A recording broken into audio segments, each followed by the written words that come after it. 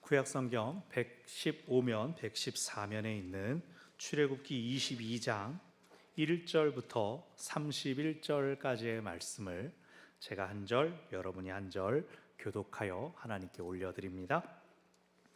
사람이 소나 양을 도둑질하여 잡거나 팔면 그는 소 한 마리에 소 5마리로 갚고 양 한 마리에 양 4마리로 갚을지니라.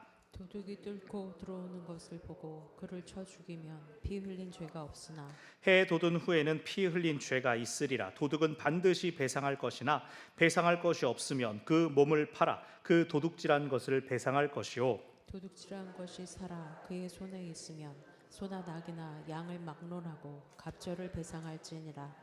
사람이 밭에서나 포도원에서 짐승을 먹이다가 자기의 짐승을 놓아 남의 밭에서 먹게 하면 자기 밭에 가장 좋은 것과 자기 포도원에 가장 좋은 것으로 배상할지니라. 불이 나서 가시나무에 댕겨 낯가리나 거두지 못한 곡식이나 밭을 태우면 불러온 자가 반드시 배상할지니라.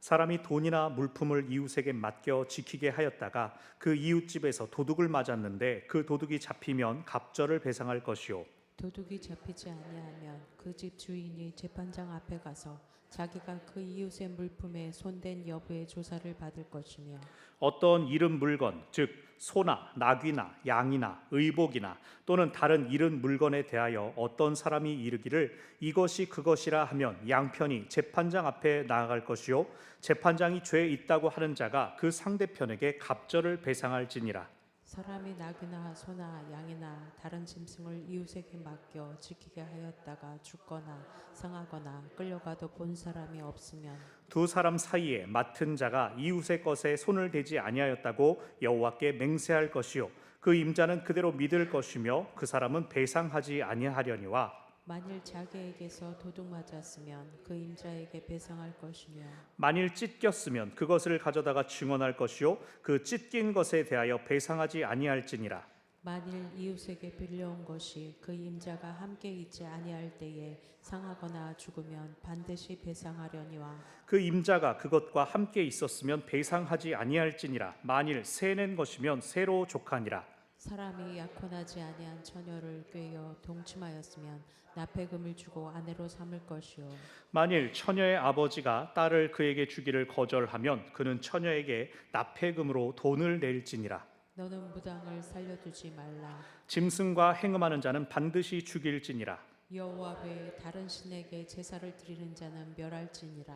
너는 이방 나그네를 압제하지 말며 그들을 학대하지 말라. 너희도 애굽 땅에서 나그네였음이라. 너는 과부나 고아를 해롭게 하지 말라. 네가 만일 그들을 해롭게 함으로 그들이 내게 부르짖으면 내가 반드시 그 부르짖음을 들으리라.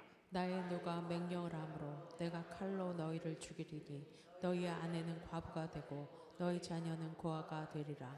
네가 만일 너와 함께한 내 백성 중에서 가난한 자에게 돈을 구워주면 너는 그에게 채권자같이 하지 말며 이자를 받지 말 것이며, 내가 만일 이웃의 옷을 전당 잡거든 해가 지기 전에 그에게 돌려보내라. 그것이 유일한 옷이라. 그것이 그의 알몸을 가릴 옷인즉 그가 무엇을 입고 자겠느냐. 그가 내게 부르짖으면 내가 들으리니 나는 자비로운 자임이니라. 너는 재판장을 모독하지 말며 백성의 지도자를 저주하지 말지니라. 너는 네가 추수한 것과 네가 짜낸 즙을 바치기를 더디하지 말지며 네 처음 난 아들들을 내게 줄지며, 내 소와 양도 그리 같이 하되 이래 동안 어미와 함께 있게 하다가 여드레 만에 내게 줄지니라. 함께 읽습니다. 너희는 내게 거룩한 사람이 될지니 들에서 짐승에게 찢긴 동물의 고기를 먹지 말고 그것을 개에게 던질지니라. 아멘. 신앙인의 삶에서 가장 큰 딜레마 중에 하나는 사랑하라라는 법을 지키기 위해서 내가 손해를 감수할 수 있는가일 것입니다. 가까운 사람 위해서야 좀 손해보고 나눠주고 베풀 수 있겠지만 생판 모르는 남을 위해서 내 것을 나눠주고 내어주는 일은 쉽지 않습니다. 그게 얼마나 힘든지 알기 때문에 이 세상에서도 남을 위해 자신을 기꺼이 희생한 사람들을 의인이라고 부르죠. 하나님의 율법은 우리로 바르고 옳은 삶을 추구하게 합니다. 그것이 때로는 도덕 규범처럼 우리를 구속해서 도덕적인 삶이 하나님께서 기뻐하시는 삶인 줄 착각하게 합니다.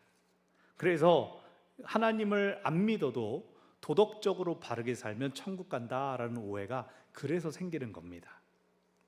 그런데 사실 이 오해는 완전히 다른 두 가지를 연결하는 잘못입니다. 천국에 가기 위해서가 아니라 도덕적인 삶을 살아야 하는 이유는 이 땅에서 잘 살려고 하는 것이죠. 하나님을 믿는다면 자연스럽게 도덕적인 삶, 바른 삶, 법을 지키는 삶을 지향하게 됩니다. 나는 천국 갈 거니까 착하게 살고 천국 갈 거니까 하나님 믿어야지 라고 한다면 하나님을 내세 보장의 수단, 천국행 티켓 이 정도로밖에, 수단으로밖에 여기는 것이 됩니다. 내가 뭘 어떻게 하면 천국에 간다 만다 그것이 아니라 구원은 하나님께 속했음을 기억하시기를 바랍니다. 하나님께서 어련히 알아서 하실 테고 나는 이 땅의 삶을 최선을 다해 충실히 살아내는 것, 그것이 중요한 것입니다. 그래서 하나님을 믿는 사람들에게 천국은 이미 그 다음 문제고 어떻게 하면 그곳을 향한 지금의 여정을 잘 살아낼 수 있을까? 어떻게 하면 다른 사람들을 이 여정 가운데 초청할 수 있을까? 그것임을 기억하시기를 바랍니다. 그래서 하나님께서 하나님을 믿는 사람답게 사는 법으로 율법을 주신 것입니다. 그래서 율법을 지키는 것이 우리를 구원으로 이끄는 것이 아니라 구원받은 것을 어떻게 삶에서 드러낼 것인가, 그것이 바로 율법을 실천함을 통해 나타나는 것이죠. 우리가 하나님을 기억하며 하나님을 두려워하는 삶을 살 때에 그 모습을 통해 하나님을 모르는 사람들이 하나님을 보게 됩니다. 하나님을 알게 됩니다. 초대교회 때 로마인들에게 도전을 주었던 초대교인 그리스도인들의 모습은 당시에 무절제하고 음란한 이 향락, 그 문화를 거부하고 경건하게 예배하며 일부 일처제를 지키고 사치하지 않는 삶이었습니다. 그리스도인들이 우리가 그렇게 절제해야 천국까지, 그것이 아니라 하나님께서 그러한 삶을 명하신 줄로 믿고 지금 이 땅에서부터 하나님과 동행하기 위하여 절제했던 것입니다. 그것이 오히려 세상에 도전을 주고 세상에 감동을 주었습니다.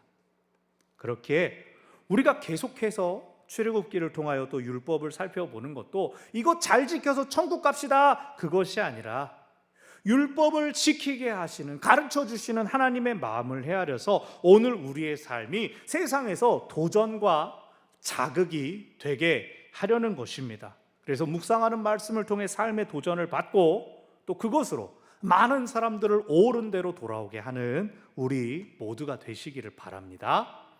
자, 22장은 지난주 22장 지난주 말미에 이어서 계속해서 배상법을 다루게 됩니다. 배상법이 중요한 이유는 내가 타인에게 피해를 끼쳤을 때 그것을 결코 그냥 넘어가지 않았다라는 겁니다. 상대가 나와 동등한 사람일 뿐 아니라 나보다 못한, 나보다 가난한, 나보다 부족한 사람일지라도 누군가에게 해를 끼쳤다면 반드시 보상해 줌으로써 그 사람 그리고 그의 재물을, 재산에 대한 존중을 표현하는 것이 배상법의 핵심입니다. 오늘날만 해도 사람들 어떻습니까? 신문 기사만 봐도, 신문 기사 제목만 봐도 싸움 납니다. 남자라서, 부자라서 판결이 굽어졌다라고 자기가 생각합니다. 사람들이 돈 있으면, 빽 있으면, 힘이 있으면 죄 지어도 괜찮지라고 생각합니다. 몇 년 전에 초등학생들 대상으로 10억 받고 감옥 10년 가기, 10억이면 다녀온다. 상당히 많은 아이들이 선택을 했습니다. 그냥 그 세상 문화에 막 그러고 있습니다. 사람들 생각에 이 세상은 부조리하다라고 인식하고 있는 겁니다. 그러한 세상에서는 돈이 사람들을 줄 세웁니다. 권력 밑에 사람들이 줄을 섭니다. 그러나 오늘의 배상법은 하나님의 나라는 그렇지 않다는 겁니다.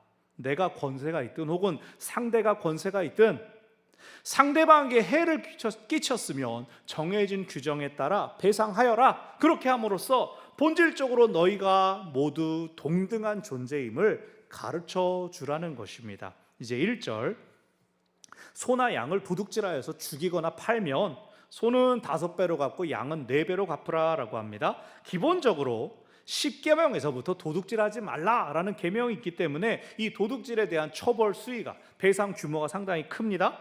2절, 도둑을 발견했을 때 어떻게 해야 됩니까? 자신을 방어하기 위해 싸우다가 그만 도둑을 죽이고 맙니다. 그랬을 경우 밤이면은 괜찮습니다. 밤이면 그 사람이 무기를 들고 있는지 얼마나 많은지 알 수 없었기 때문에 밤이면 정당방위가 인정이 되지만, 낮이라면 도둑이라도 우리 집을 뚫고 들어왔어도 생명을 죽여서는 안 됩니다.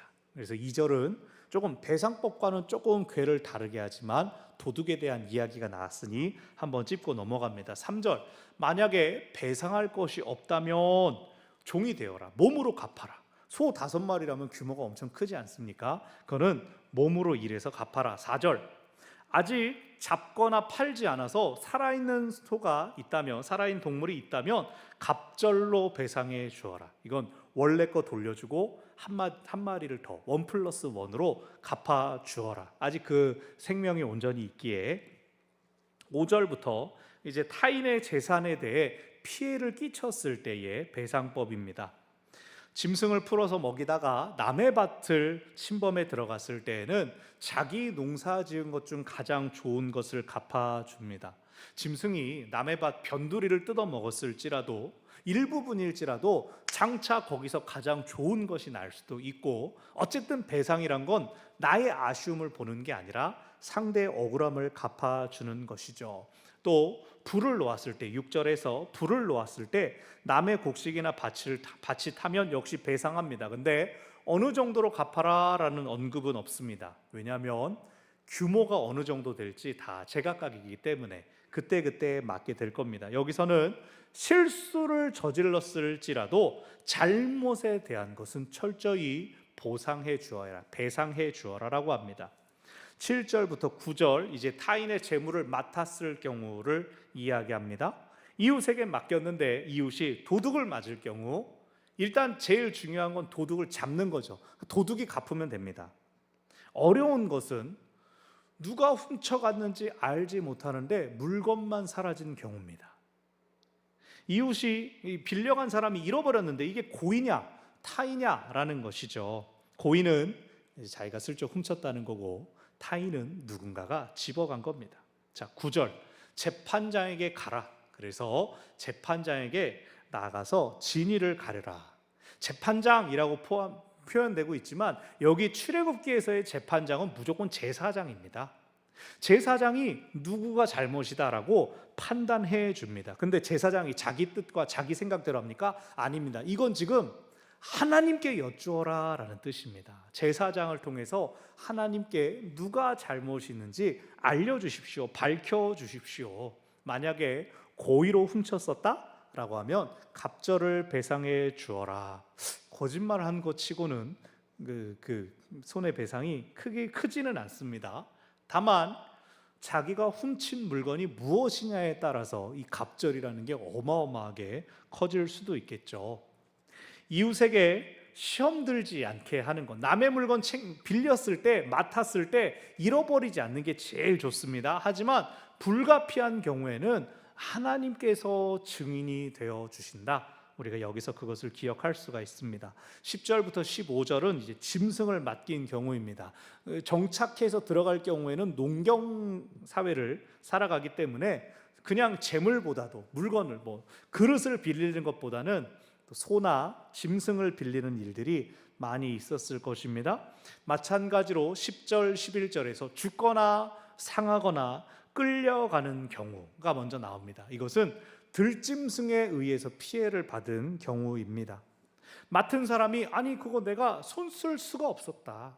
들짐승에 의해서 상하는 건데 나도 무서워서 어쩔 수가 없었다. 사자가 물어뜯었다라고 하면 주인도 그 맹세하면 11절을 보면 내가 손대지 않았다 맹세하면 여호와께 맹세하니 그거 믿어야 됩니다. 하나님 앞에 맹세한 것이니 거짓이면 하나님께서 심판하실 것입니다. 그러나 12절 도둑 맞았다라고 하면 관리 책임 때문에 배상을 해줘야 됩니다. 13절 들짐승에 의해서 찢겼다면은 이거 동물이 찍은 거다. 동물이 이게 죽인 거다라고 시체를 보여주어야 배상하지 않습니다. 14절 빌려왔는데 같이 없었던 때에 상했다. 그러면 역시 관리 책임을 묻습니다. 그러니까 생명을 지킬 책임을 계속해서 물어보는 것이죠. 빌려왔으면 내 것처럼 내 눈 안에서 잘 지켜라 라는 뜻입니다. 15절 그러나 같이 있었는데 상했다면, 내가 같이 앞에 말씀 10절 11절 말씀드린 것처럼 같이 있었는데 사자가 덮쳤다라고 하면 배상하지 않습니다. 왜? 그 자신의 목숨도 위험했기 때문에 무언가 노력을 했을 것이다 라고 감안하는 것이죠. 그리고 15절 끝에는 만일 세를 냈으면, 담보금을 주었다든가 보험처럼 비용을 이미 지불했다면 그것은 또 배상할 필요가 없다. 그러니까 여기서 강조하는 것은 남의 재물에 대하여 꼭 책임을 지도록 하여라. 빌려왔어도 내 손 안에 있는 동안은 내 것처럼 지켜라 라고 이야기합니다. 16절 17절 결혼을 약속하지 않은 처녀를 유혹해서 잠자리를 같이 했을 경우 납폐금을 지불하고 여인을 책임져라라고 합니다. 여기 납폐금은 단순한 결혼 지참금이 아닙니다. 결혼 비용이라고 번역할 수 있습니다. 이것은 뭐냐면 원래 그 사람이 꼬드겨서 동침하지 않았더라면 다른 데 시집 갈 수 있었을 텐데 그 기회를 뺏었으니 이 사람이 그에 드는 결혼 비용을 보상해 주는 그러한 개념입니다. 그러니까 그 납폐금은 신부의 아버지한테 주고 또 결혼을 위한 지참금은 또 별도로 내야 하는 것이죠. 그런데 그 여인의 아버지가 이거 아무래도 나쁜 놈 같다, 이거 아주 그냥 아주 더러운 수를 썼다 생각되면 납폐금만 받고 결혼은 안 시킬 수도 있습니다. 대신 그 납폐금으로 다른 사람과 결혼할 수 있게 하는 것이죠. 사실 여기서 여인이 정숙한 처녀로 결혼할 수 있는 그 기회를 손상시켰기 때문에 그에 대한 배상, 오늘날 우리 관점으로는 굉장히 복잡하지만 고대 사회에서는 그나마 어떤 여성을 존중해주는 그러한 배상 제도라고 할 수 있습니다. 이 17절까지 배상법이 나오고 이 뒤로는 일반 규정들이 나옵니다. 18절부터 20절 반드시 죽여야 하는, 사형에 처해야 되는 세 가지 경우가 있습니다. 첫 번째 무당, 두 번째 짐승과 행음하는 자, 세 번째 다른 신에게 제사하는 자. 이 세 가지는 모두 이방 민족들이 치르던 제의를 묘사하고 있습니다. 배상법에 이어져 나오는 규정이 사형제도다라고 하는 것은 이 앞에 배상법 역시 가벼운 수준의 것이 아니구나, 물어줘라 이렇게 끝나는 게 아니라 물어주기 위해 많은 대가를 각오해야 된다라는 걸 생각하게 합니다. 21절부터 27절까지는 구제법이 나옵니다. 이방 나그네를 압제하지 말고 학대하지 말아라 라고 합니다. 이방 나그네라는 뜻은 언약 백성이 아니라는 뜻입니다. 그런데 너는 하나님의 백성 아니지, 너는 하나님 믿지 않지 라고 해서 학대하지 말아라 라고 합니다. 오히려 너네도 나그네였음을 기억해서 그를 잘 대해주고, 22절 과부 고아를 해롭게 하지 말아라 라고 합니다. 하나님은 약한 자들의 부르짖음을 들으시는 분입니다. 24절 얼마나 심하게 말씀하시냐면 약한 자들을 돌보지 않으면 내가 너네를 죽여서 그 사람의 가족들을 과부와 고아로 만들겠다라고 말씀하십니다.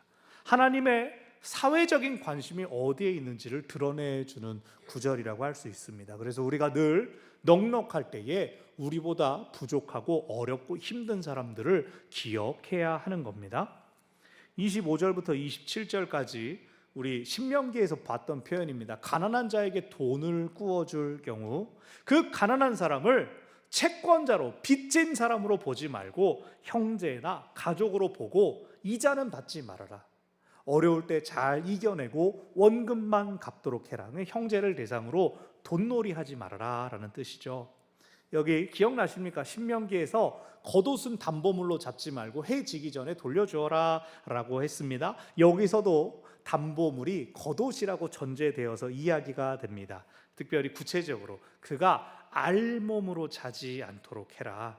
그래서 금전적으로는 빌려준 사람과 빌린 사람이 갚을 관계가 있지만 빌린 사람의 생존, 안전, 인간적인 그 인권을 반드시 보장해 주어라 라고 말씀하십니다. 28절, 지도자를 저주하지 말라라는 언급이 나옵니다. 재판장, 지도자 다 똑같습니다. 이때는 이 리더는 하나님께서 그 공동체에 대리하여 세우신 질서입니다. 오늘날 우리가 살아가고 있는 민주주의 사회에서는 대통령도 욕할 수 있고 막 마음에 안 든다고 탄핵시키기도 하고 그랬지만, 실제로 해봤으니까 저거 또 해야지, 뭐만 하면 탄핵해야지 라고 하는 것과 그를 평가하고 모욕하는 것은 완전 별개의 일입니다. 합당한 이유가 있다면 그것을 담당하는 사람들이 법과 절차에 맞게 진행을 해야 되는 것이고, 믿는 사람들이 지도자에 대해서 갖춰야 될 태도는 그를 그 자리에 세우신 하나님을 신뢰하며 하나님의 인도하심을 구하는 것입니다. 사람들의 질서, 사람들의 방법 불완전합니다. 19세기 프랑스의 조제프 드 조셉 드 메스트크라는 사람이 모든 국민은 그 수준에 맞는 정부를 가진다, 이 사람이 한 말이랍니다. 어디서 들어보셨을 거예요. 모든 국민은 그 수준에 맞는 정부를 가진다. 우리가 선거 때 가장 기도할 것은 국민들이, 유권자들이 지혜를 가지고 사람을 잘 세우게 하여 주십시오라고 우리가 그렇게 기도해야 됩니다. 왜요? 투표로 사람 세우잖아요. 하나님이 뭐 표를 조작하시는 게 아니잖아요. 왕정 국가도 아닌 이상 우리가 또 오늘날 대통령님, 대통령만 바라볼 것도 아니고 부디 세워진 사람들이, 대통령은 대통령의 일을 하고 장관이든 국회의원이든 세움을 받은 사람들이 자기 자리 똑바로 지키고 잘하기를 우리가 기도해야 됩니다. 그것은 지도자들뿐만이 아니라 우리도 세움받은 자리에서 우리 역할들을 잘 해야 되겠죠. 29절부터 31절까지 거룩에 대한 말씀입니다. 하나님을 경시하지 말라라는 내용입니다. 여기 나오는 추수한 것, 짜낸 즙, 처음 난 아들, 처음 난 소와 양 모두 율법에서 하나님의 것으로 명령된 것들을 의미합니다. 즉 하나님께서 이거 내 거다 라고 성별하신 것들을 하나님께 드리는 것을 주저하지 말아라, 망설이지 말아라. 하나님의 것은 하나님께 돌려라. 예수님께서 말씀하신 게 바로 여기 근거하고 있는 겁니다. 억지로 형식적으로 드리지 말고 진심으로 은혜를 기억하며 하나님께 드려라. 그것이 하나님께 속한 거룩하게 구별된 자들의 의무이며, 31절, 그런 사람들은 짐승에 의해서 찢긴 동물의 고기도 함부로 먹지 않는다. 식습관에서도 구별됨을 볼 수가 있다. 이것은 보건 위생에 대한 면도 있고, 감염이라든가 무슨 일이 있었을지 모르니까 또 이방 민족들의 풍습을 따르지 말라는 것입니다. 보통 우리가 생각할 때 고대인들, 원시인들 이런 사람들을 보면 길에 동물 죽어 있는 거 보면 신난다 막 잡아서 먹을 것 같은데, 그러지 말라는 겁니다. 하나님께서 너네 먹을 거 내가 어련히 챙겨주지 않겠느냐, 너희는 그렇게 하지 말아라. 그래야 이 마지막 단락들은, 이런 규정들이 결국은 이 모든 율법들이 명령하는 것은 하나님의 백성다운 삶을 위하여 우리의 삶으로 하나님을 드러내야 한다는 뜻입니다. 여러분, 그렇지만 우리가 삶으로 하나님을 드러냅시다 라고 해서 우리 모두가 말씀만 하루 종일 암송하고 입으로는 막 걸어 다닐 때마다 주기도문을 웅얼거리고 그런 뜻은 아닙니다. 동굴 속에 들어가서 혼자 기도하고 혼자 말씀 보면 개인의 어떤 경건에는 큰 도움이 되겠지만, 그 삶에서 전도의 열매가 과연 얼마나 맺힐 수가 있을까요? 혼자 사는 동굴 속에서의 삶에서. 우리가 지난 주일 오후에 정기섭 선교사님의 간증을 들었습니다. 아이고 참, 시간도 최대한 넉넉하게 드리려고 했는데 이분은 이제 우리 성도들 대상으로는 작품에 대한 이야기들이 많이 하고 싶으셔서 작품 주로 말씀하셨죠. 근데 저는 이제 그분이 2시부터 이제 저랑 만나가지고 막 담소를 시작했고, 또 이 후에 식사하면서도 또 더 많은 이야기들을 들었습니다. 작년에 폐암에서 최종 완치 판정을 받으셨답니다. 할렐루야인데 작년에 대동맥 파열과 또 뇌출혈로 쓰러지는 일들이 줄줄이 있었답니다. 대기 일산이랬잖아요. 그래서 항상 페이스북을 보면 일산 호수공원 산책합니다, 그 다음 국립암센터 다녀왔습니다, 이 두 가지가 계속 왔다 갔다.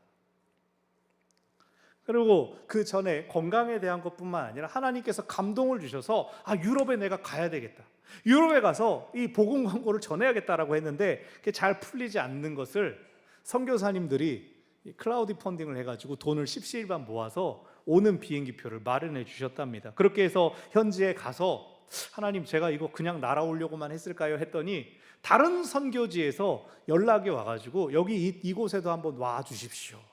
아프리카에 가가지고 그 0+1 100 이거를 가지고 그 원주민들한테 전도했던 그 사진들을 또 올렸는데 그 이야기를 실제로 들려주셨습니다.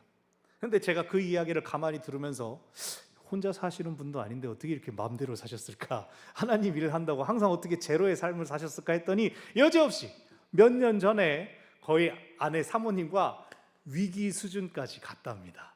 당신 어디야? 집에 들어와. 그러고는 저녁 6시에 들어왔는데 12시까지 아무 말도 하지 않고 있다가 다음 날 이제 극적으로 이제 용서를 받았더라 하는 이야기, 뭐 이런 사사로운 이야기들까지 제가 다 듣고는 이것 좀 들려주시지, 이것 좀 들려주시지 했는데 아무튼 저는 참 은혜를 많이 받았습니다. 그분은 교회에서는 집사고 평신도입니다. 누가 따로 그분을 파송한 것은 아닙니다. 그러나 당당히 나는 예수님을 광고하는 사람이다 라고 하니 선교사님이라고 안 할 수 있겠습니까? 그렇게 자기가 할 수 있는 것, 자신의 평생 업으로 남들과는 다른 것으로 하나님께 자신의 열심을 올려드릴 수 있다면 그분은 자기 삶으로, 자신의 결과물로 하나님을 드러내고 있는 것이죠. 율법이 왜 제사법만, 종교에 대한 것만 말하지 않고 일상을 다 다룬다고 했죠? 하나님 나라 백성은 성전과 교회 안에서만 사는 것이 아니라는 뜻입니다. 하나님은 우리에게 주신 삶을 우리가 어떻게 누리는지 관심이 많으십니다. 이거 어떻게 행복할까? 이거 어떻게 기쁠까? 이거 다른 사람들한테 어떻게 보이면서 살아갈까? 하나님은 그것을 너무나 원하십니다. 그래서 예배와 말씀, 기도 외에도 우리 삶을 잘 사는 것, 앞에 말씀드렸던 것처럼 똑바로 사는 것이 가장 좋은 전도인 경우들이 많이 있습니다. 오늘 우리가 살펴본 배상법을 비롯한 여러 가지 법들은 특별히 책임감을 가질 것을 가르치고 있습니다. 책임감. 사람들이 자기 말에도 책임지지 않고 자기 행동에도 책임지지 않는 일이 얼마나 많습니까? 저희 아이들이 다니던 태권도 도장에서 어떤 사범님이 뻥을 자주 칩니다. 처음에는 이제 본인 나이에 대해서, 막 실력에 대해서, 어린이들 데리고 군대에 대해서 뭐 간첩을 뭐 굴비 두름으로 잡았다는 둥, 남자분들 다 해보신 애들이 처음에 우와 그러니까 듣고 이게 재밌는 분이구나, 좀 놀아주는구나 했는데 이게 좀 지나다 보니까 게임 하기로 했는데 안 하고, 선물 주기로 했는데 안 주고, 이게 좀 쌓이는 겁니다. 그러니까 애들한테 말은 해놓고 슬쩍 넘어가고 이게 자꾸 쌓이니까 어느 순간부터 애들이 뭔 얘기를 하면은 야, 그 사범님이 얘기한 거냐 혹시? 이걸 확인하고 애들도 어느 순간 그 사범님 말이라면 믿지 않게 된 겁니다. 이거 뭐 애들 가르치는 사람인데 너무한 거 아닙니까? 요즘은 이제 안 계시는데. 여러분, 우리 믿는 사람들은 자기 말과 행동에 책임을 지는 사람들이 되기를 바랍니다. 남들이 나를 아니까, 그 자리는 드러나는 자리니까 그래서가 아니라 우리는 예수를 믿는 사람들이니까 우리의 삶에 진실되고 의로움들이 나타나야 한다는 겁니다. 야고보 사도가 이렇게 도전합니다. 야고보서 2장 18절. 어떤 사람은 말하기를 너는 믿음이 있고 나는 행함이 있으니 행함이 없는 네 믿음을 나에게 보이라. 나는 행함으로 내 믿음을 너에게 보이리라 할 것이다. 믿음이 있다고 하는데 행함으로 드러나지 않으면 어떻게 아냐는 겁니다. 우리가 하나님 나라 백성으로 산다면 그 존재함에 대한 책임은 우리가 삶에서 어떻게 하느냐에 따라 나타난다는 겁니다. 율법은요, 여러분 보셨습니까? 율법은 내가 지금 가난한지 부한지 따지지 않습니다. 내가 건강한지 질병이 있는지 따지지 않습니다. 물론 갑자기 병에 걸렸다면 그것을 정결하냐 부정하냐를 따지는 것은 있지만 몸이 약한 사람을 가지고 율법은 차별하지 않습니다. 오늘 본문도 마찬가지입니다. 부유한 사람에게 네가 누구한테 뭐 꿔주면 잘 갚는지 잘 봐. 못 갚으면 이렇게 받아내. 가난하고 어려운 사람들에게 야, 꿀 때 이거 조심해라 이렇게 협박하는 게 아닙니다. 각자가 처해 있는 형편과 상황 속에서 필요할 때는 얼마든지 서로 도움을 청할 수가 있고, 빌려왔으면 내 것처럼 아끼고 돌보고 사랑해라, 그렇게 책임져라, 그것을 가르치고 있습니다. 문제가 생겼을 때 배상이 너무 크지 않나요? 아까 말씀드렸죠. 그만큼 소중하게 여기라는 겁니다. 이거 없어지면 소가 5마리가 나와야 된다. 요즘 공유 문화가 많이 확산됩니다. 공유 문화, 구독 경제. 그러면서 문제되는 게 뭡니까? 여러분도 이쪽 초등학교에 이렇게 올라오는 길, 그리고 길 건너편도 보니까 공유 자전거가 막 이만큼 깔려가지고 이제 홍보하고 타보라고 막 첫날은 100원 뭐 이렇게 써 있고, 사람들이 타, 언덕길이니까 그 인간들 진짜 여기 밑에 타고 올라가세요 뭐 이런 유혹을 하는데, 사람들이 공유 물건들 어떻게 합니까? 쓰고 아무데나 두고 넘어지면 이제 뭐 내 손 떠났다, 책임지지 않습니다. 제가 작년에 우리 교회 근처 여기 하수구에 저기 우리 쓰레기 버리는 그 자리 그런 데에다가 공유 그 스쿠터 세우는 거를 4번인가를 신고를 다 사진 찍어가면서 이거 치워주세요, 수거해주세요. 업체가 다 달랐어요.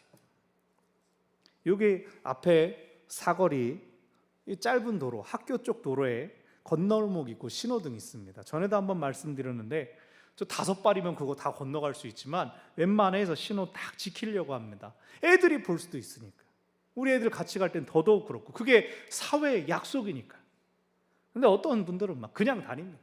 아침에 수영 마치고 막 척척척척 애들이 보든지 말든지 나는 앞으로 간다, 차가 오든지 말든지. 그럼 깜짝 놀라는데 책임지지 않습니다. 누가 했는지는 알 수 없지만 모두의 책임은 누구의 책임도 아니다라는 말이 있습니다. 들어보셨습니까? 모든 사람이 함께 책임집시다 라고 하면 아무도 책임지지 않는다는 겁니다. 다들 바라는 건 많은데 책임지려고 하지 않습니다. 가정, 작은 모임, 회사, 사회에서도 책임은 지지 않고 권리만 요구하니 갈등과 분열이 생기는 것이죠. 어느 목사님이 성도들한테 부담 안 끼치려고 건축 헌금도 따로 얘기하지도 않고, 당신은 총회연금 일시불로 수령하고 개인적으로 후원받고 빚 내가지고 교회를 건축했습니다. 물론 그 상황을 안 성도들이 이제 따로 조금씩 힘을 모으긴 했습니다. 건물이 어쨌든 올라갔어요. 건물이 완성되니까 기분이 좋은 겁니다. 근데 건축된 곳 주변이 아직 덜 개발된 논밭이 있고 좀 외떨어진 곳이었어요. 그러다 보니까 목사님 사무실만 3번이 도둑이 든 겁니다.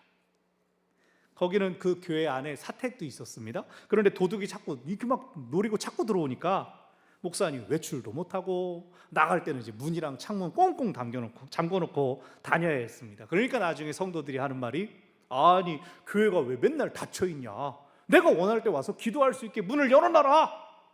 그런다고 우리 성도들처럼 매번 일정한 시간에 와가지고 기도를 하는 것도 아니고 자주 모이지도 않고 책임은 지지도 않으면서 주인의식을 내세우니 서로 상처가 되고 갈등이 생긴 거죠. 여러분, 우리 주변에 있는 것 중에 당연한 거 하나도 없습니다. 당연히 그 말은, 당연한 게 없다는 뜻은 어떤 것도 우리가 함부로 마음대로 책임지지 않아도 될 것이 없다는 뜻입니다. 가정, 일터, 교회, 자녀, 무심히 지나치는 동네 사람들마저도 물론 그들을 다 일부러 붙잡고 늘어질 필요는 없지만 섬길 수 있는 기회가 있다면 섬기는 것이고, 이왕 섬길 기회가 있다면 죽게 하듯 하라, 성경은 말하지 않습니까? 오늘 말씀에서 짐승이나 재물이 피해를 입었을 때 책임 소재를 찾기 위해 어떻게 하라고 했습니까? 범인을 알 수 없습니다. 어떻게 해야 됩니까? 하나님께 나아가라고 했지 않습니까? 책임을 맡아야 될 사람이 하나님 앞에 나 아니에요 라고 맹세해봐라 라고 했습니다. 그러니 책임을 진다는 건 무슨 뜻이냐? 하나님께 대하여 떳떳하다는 뜻입니다. 하나님과 관계되는 겁니다. 내가 이거 내 손에 잘 쥐고 있어, 이렇게 끝나는 게 아니라 하나님 제가 잘 맡아두겠습니다 라고 하는 겁니다. 여기 말씀에 나오는 이방인, 고아, 과부, 사회적 약자였습니다. 사회적으로는 무시해도 괜찮았습니다. 저 사람들 저주받았어, 에이그 똑바로 살지, 이렇게 무시당했던 사람들입니다. 근데 하나님은 나는 그들의 소리를 들을 것이니 너희가 그들을 존중해 주어라, 너희가 그들을 돌봐주어라. 하나님 말씀하십니다. 그러니까 결국 책임지는 것, 서로를 배려하고 존중하는 것, 그 모든 것이 하나님과의 관계를 위해서 반드시 지켜져야 한다라는 뜻입니다. 말씀을 정리합니다. 찬양팀 앞으로 나오십시오. 여러분, 오늘 말씀이 전하는 바를 잘 기억하시기를 바랍니다. 내가 속해 있는 자리, 내가 사는 세상에 대하여 책임을 지는 사람들 되시기를 바랍니다. 내가 은혜 누리기 전에, 내가 세움받기 전에, 내가 지금의 권리를 누리기 전에 어떤 존재였는지를 기억하시기를 바랍니다. 무엇보다 모든 것을 살피시고 판단할 수 있는 하나님을 기억하시기를 바랍니다. 하나님은 우리가 교회 안에서 예배에서 어떻게 했냐, 그건 뿐만이 아니라 하나님께서 허락하신 삶을 어떻게 살았느냐고 우리에게 물으십니다. 왜 그렇습니까? 우리의 생명은 하나님께서 예수의 보혈로 사시고 우리 보고 너 이거 맡아서 잘 살아라 빌려주신 것이기 때문입니다. 우리가 함부로 살면 예수의 보혈을 배상해야 한다는 뜻입니다. 사후의 심판, 다른 심판 아닙니다. 하나님께서 허락하신 것들을 잘 관리하며 책임졌느냐? 하나님은 그것을 물으실 것입니다. 저는 제 것처럼 아끼고 사랑하며 최선을 다했습니다. 우리가 그렇게 대답할 수 있기를 바랍니다. 아멘.